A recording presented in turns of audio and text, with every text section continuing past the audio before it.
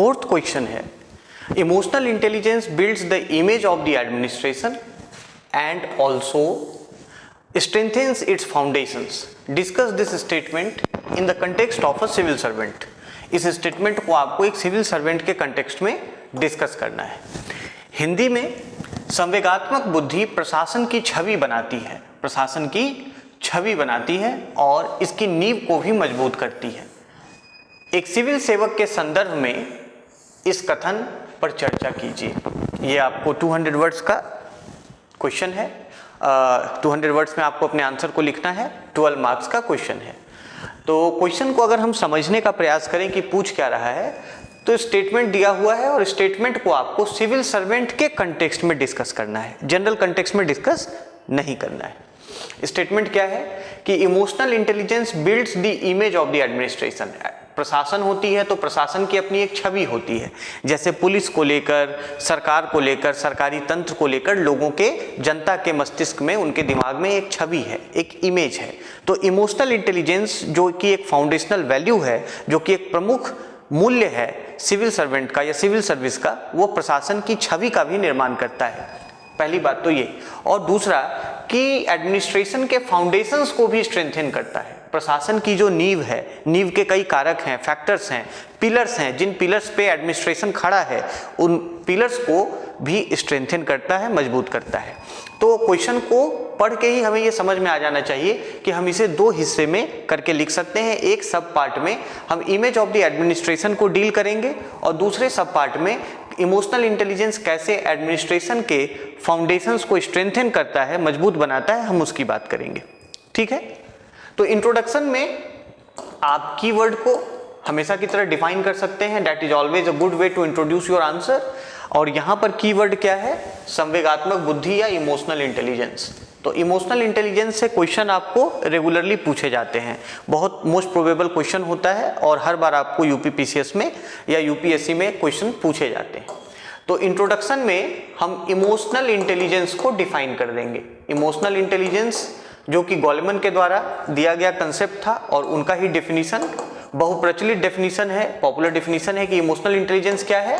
It is the ability और capacity, या क्षमता है अपने इमोशंस को, अपने इमोशंस के विषय में अवेयर होने, उन्हें कंट्रोल करने, मैनेज करने और एक्सप्रेस करने की क्षमता को ही हम इमोशनल इंटेलिजेंस कहते हैं। मतलब स्वयं के अंदर जो इमोशंस हैं, उन इमोशंस के विषय में जागरूक होना, उन्हें पहचानना, उनके विषय में अवेयर होना, ठीक है, उन्हें नियंत्रित करना और उन्हें एक्सप्रेस करने की क्षमता को ही इमोशनल इंटेलिजेंस कहा जाता है। हालांकि दूसरों के भी इमोशंस को पहचानना और उन्हें भी मैनेज करना इमोशनल इंटेलिजेंस के अंतर्गत आता है। साथ ही साथ जो इंटरपर्सनल रिलेशंस हैं हमारे, वैसे इंटरपर्सनल रिलेशंस को बहुत एक एम्पैथेटिकली मैनेज करना और वैसे रिलेशंस को बहुत ही जुडिशियसली मैनेज करना भी इमोशनल इंटेलिजेंस के दायरे में आता है। तो आप इंट्रोडक्शन में इमोशनल इंटेलिजेंस के डिफिनीशन को और उस पर अपनी समझ को लिख सकते हैं। चूंकि 200 शब्द का ये उत्तर होगा तो आप लगभग 20 से 25 शब्द में इमोशनल इंटेलिजेंस को डिफाइन कर दीजिए। That it is the ability to be aware and control and express one's emotions and maintain interpersonal relationship in a judicious manner. या हम ऐसे लिख सकते हैं कि emotional intelligence is the capacity to recognize, control and manage emotions of oneself and others। तो इसको अलग अलग तरीके से डिफाइन करने का तरीका हो सकता है, आप इसे यहाँ पर डिफाइन कर सकते हैं। अच्छा, दूसरी चीज ये है कि इमोशनल इंटेलिजेंस EI, इसका महत्व क्या है पब्लिक एडमिनिस्ट्रेशन में? आप एक ब्रॉडर आउटलुक के साथ भी पब्लिक एडमिनिस्ट्रेशन में इसका एक ब्रॉडर सिग्निफिकेंस क्या है, उसके साथ भी आप इंट्रोड्यूस कर सकते हैं। तीसरी बात कि इमोशनल इंटेलिजेंस EQ और IQ, इमोशनल कोसेंट और इंटेलिजेंस कोसेंट के भी रेस्पेक्ट में आप यहाँ पर इंट्रोडक्शन दे सकते हैं कि इमोशनल इंटेलिजेंस जो है कई बार वो आपको नॉलेज से, फील्ड नॉलेज से ज़्यादा इंपॉर्टेंट होता है एडमिनिस्ट्रेशन के कार्यों को करने के लिए। So there are many ways to introduce this type of answers. Okay, now coming to the main body of the question, it says that emotional intelligence builds the image of the administration, so what we will do, we can also have a table, एक table के भी form में आप इसका answer कर सकते हैं, या अगर आप चाहें तो 2 सब हेडिंग बनाकर भी इसका आंसर कर सकते हैं। Now let us see how we can in the form of a table present this type of answers. ठीक, तो हम यहाँ पे इमोशनल इंटेलिजेंस लिख देंगे, इमोशनल इंटेलिजेंस, ठीक है। Role in image building, role in image building of administration, administration के इमेज बिल्डिंग में उसकी क्या भूमिका है। और दूसरा role in strengthening foundations, role in strengthening foundations of administration, strengthening foundations of administration, ठीक है। एक तो ये तरीका हो गया, टेबल बना के बता दीजिए, तो ज़्यादा कंसाइज प्रेजेंटेशन होता है। दूसरा कि जो कन्वेंशनल तरीका है अलग अलग 2 सब हेडिंग बनाने का, एक ही सब हेडिंग के अंतर्गत भी आप बना सकते हैं, लेकिन चूंकि प्रश्न में बहुत स्पष्ट रूप से 2 सब हेडिंग बनाए जा सकते हैं, बहुत क्लियर है, तो हम यहाँ पर 2 सब हेडिंग बनाएंगे जिससे आंसर स्ट्रक्चर बेहतर हो जाएगा। ठीक है, तो टेबल के फॉर्म में हम लोग इसको कर सकते हैं। इमोशनल इंटेलिजेंस का रोल एडमिनिस्ट्रेशन के इमेज बिल्डिंग में कैसे है। सबसे पहली बात कि प्रशासन की जो छवि है वो किस पर निर्भर करती है, वो निर्भर करती है पब्लिक परसेप्शन पे, कि लोगों का क्या परसेप्शन है सरकार को और प्रशासन को लेकर, पुलिस को लेकर, सरकारी महकमों को लेकर। ठीक है, तो अगर इमोशनल इंटेलिजेंस का इस्तेमाल सिविल सेवक करते हैं तो वैसे में पब्लिक परसेप्शन को बेहतर बनाया जा सकता है। अगर इमोशनल इंटेलिजेंस को ध्यान में रखते हुए पब्लिक सर्वेंट्स अपने फंक्शंस को, अपने ड्यूटीज को कंडक्ट करते हैं तो उसमें एक ह्यूमन टच होता है, उसमें एक मानवीय पहलू होता है, और वो मानवीय पहलू लोक सेवकों को, सिविल सेवकों को जनता के मुद्दों को समानुभूति से, करुणा से, दयालुता से समझने और देखने का मौका देता है। तो जब उस तरीके से किसी चीज को देखा गया हो और फिर उस दृष्टिकोण के आधार पर कोई निर्णय लिया गया हो, in such cases the decisions are more human, तो उसमें मानवीयता ज्यादा होती है और उससे फिर पब्लिक परसेप्शन इंप्रूव होता है, उससे फिर पब्लिक परसेप्शन इंप्रूव होता है। अब जैसे देखें ना कि अगर मान लीजिए पब्लिक प्रोटेस्ट हो रहा है और वैसे में कोई अगर हाई हैंडेड अप्रोच किसी लोक सेवक के द्वारा अपनाया जाता है तो पब्लिक परसेप्शन निगेटिव हो जाता है एडमिनिस्ट्रेशन को लेकर। लेकिन वहीं पर अगर कोई सिविल सर्वेंट धीरज के साथ, धैर्यपूर्वक प्रोटेस्टर्स की बात को सुनता है या सुनती है और उन्हें समझाने का प्रयास करती है, परसुएट करने का प्रयास करती है, तो वैसे में प्रशासन की एक मानवीय छवि सामने आती है। या अगर लाठीचार्ज की स्थिति है, वैसे में जो बुजुर्ग हैं, महिलाएं हैं, उनके ऊपर लाठीचार्ज न करना, बच्चों को वैसे जो आपको गंभीर परिस्थितियां विकसित हो गई हैं लॉ एंड ऑर्डर की, उसमें उनको सुरक्षित करना, तो ये जो इमोशनल इंटेलिजेंस का परिचय है वो अगर प्रशासन के द्वारा दिया जाता है, सिविल सेवकों के द्वारा, तो इससे एडमिनिस्ट्रेशन की छवि बेहतर होती है, पब्लिक परसेप्शन बेटर होता है। तो पब्लिक परसेप्शन को बेहतर बनाने के लिए आपको इमोशनल इंटेलिजेंस का उपयोग और उसकी भूमिका यहाँ पर आवश्यक हो जाती है। दूसरी चीज है कि जब आप अपने इमोशंस को बेहतर तरीके से समझेंगे और नियंत्रित कर सकेंगे तो आपका जो लैंग्वेज है, आपका कम्युनिकेशन है, वो भी ज़्यादा बैलेंस्ड होगा, वो भी ज़्यादा कंट्रोल्ड होगा। आप उपयुक्त शब्दों का इस्तेमाल करेंगे और अपने फैसलों, सरकार के फैसलों के विषय में ज़्यादा आर्टिकुलेट होंगे, ज़्यादा स्पष्ट होंगे, ज़्यादा कंसाइज होंगे, उसमें कन्फ्यूजन नहीं होगी।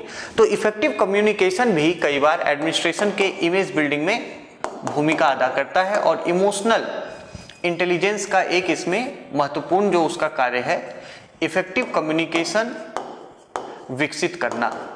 एक emotionally intelligent public servant, civil servant को पता होता है कि किन परिस्थितियों में क्या बोलना है। कई बार हम देखते हैं कि सिविल सर्वेंट्स ऐसी बात कह जाते हैं पब्लिक में जो उन्हें नहीं कहना चाहिए था। कई बार ऐसी बातें जो उनको ज़्यादा सेंसिटिवली कहनी चाहिए थी, उसके कारण कंट्रोवर्सी हो जाती है। संवेदनशील मुद्दों पर उनको अपने कथनों के कारण, वक्तव्यों के कारण फिर वहाँ पर सरकार की जो छवि है वो प्रभावित होती है कि सरकार के अधिकारी इस तरीके की बात कर रहे हैं। ठीक है, तो इमोशनली इंटेलिजेंट सिविल सर्वेंट को इफेक्टिव कम्युनिकेशन करने की क्षमता विकसित होती है, और जब इफेक्टिव कम्युनिकेशन होता है लोगों को अधिकारियों की या सरकार की बात समझ में बेहतर तरीके से आती है, और इससे एक बेहतर दृष्टिकोण विकसित होता है, बेहतर एक इमेज बनता है एडमिनिस्ट्रेशन का पब्लिक के नज़र में। ये बात हो गई। अच्छा, अन्य हम अगर बात करें तो एडमिनिस्ट्रेशन में आप देखिए कई बार आपको गंभीर फैसले लेने होते हैं, कठोर भी फैसले लेने होते हैं, और पब्लिक को अपने साथ लाना होता है। उन परिस्थितियों में जोर जबरदस्ती एक लोकतंत्र में कभी भी सफल नहीं हो सकता, और ना ही वो लोकतंत्र का गुण है। तो तरीका क्या है? परसुएशन का, लोगों के बिहेवियरल चेंज का, लोगों को नज करने का, उनके अंदर जो व्यवहारात्मक बदलाव या परिवर्तन है उसको लाने का। और वो कैसे किया जा सकता है? इमोशनल इंटेलिजेंस के द्वारा किया जा सकता है। तो इमोशनल इंटेलिजेंस के द्वारा ही आप लोगों को नज कर सकते हैं ताकि लोग पब्लिक बिहेवियर में बदलाव लाएं, और साथ ही साथ सरकार के जो भी योजना है, जो पब्लिक स्कीम्स हैं, उसमें और बेहतर तरीके से जुड़ सकें।